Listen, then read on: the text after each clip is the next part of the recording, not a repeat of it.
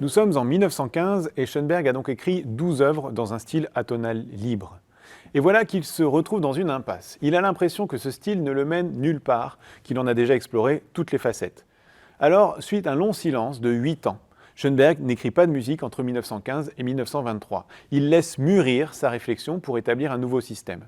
Oui, parce que la tonalité, c'est un langage musical qui se définit en négatif, par la négation du langage tonal.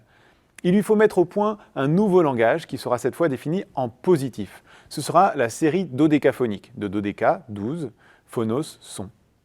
Dans le système dodécaphonique, chacune des 12 notes qui se trouvent à l'intérieur de l'octave a la même fonction que les autres. C'est l'égalité parfaite.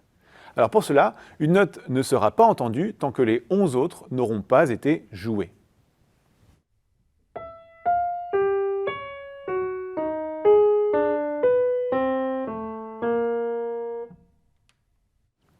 Bon, une fois qu'on a joué 12 notes, l'œuvre n'est pas finie pour autant, on peut la transposer. C'est un peu comme une modulation en système tonal. On peut changer la note de départ et du coup toutes les autres notes se décalent en conséquence.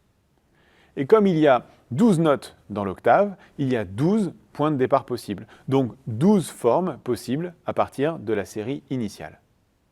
Et ce n'est pas fini, il y a aussi la forme inversée quand on la lit de Z à A, ce qui donne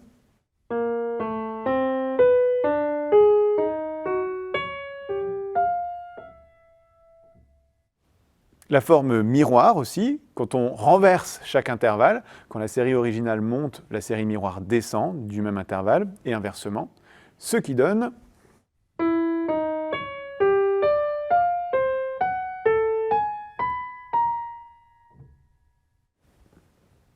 mais on a aussi la forme miroir inversée, quand on lit de Z à A, la forme miroir, ce qui donne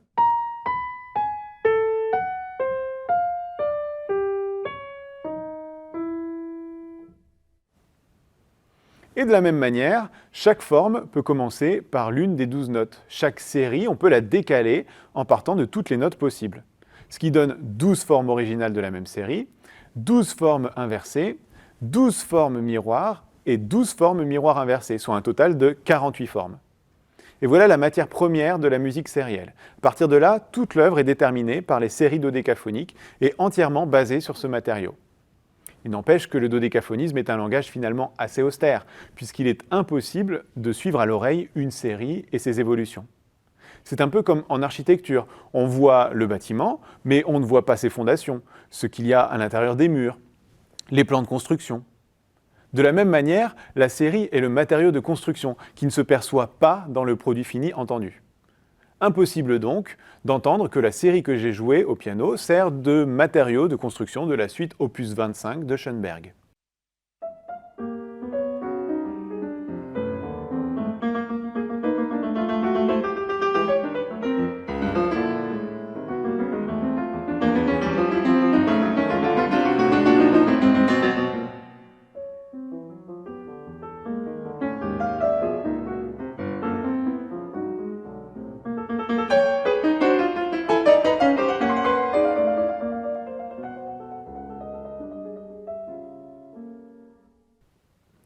À leur tour, les deux élèves de Schoenberg, que sont Anton Webern et Alban Berg, vont suivre la voie dodécaphonique, mais chacun de manière très singulière.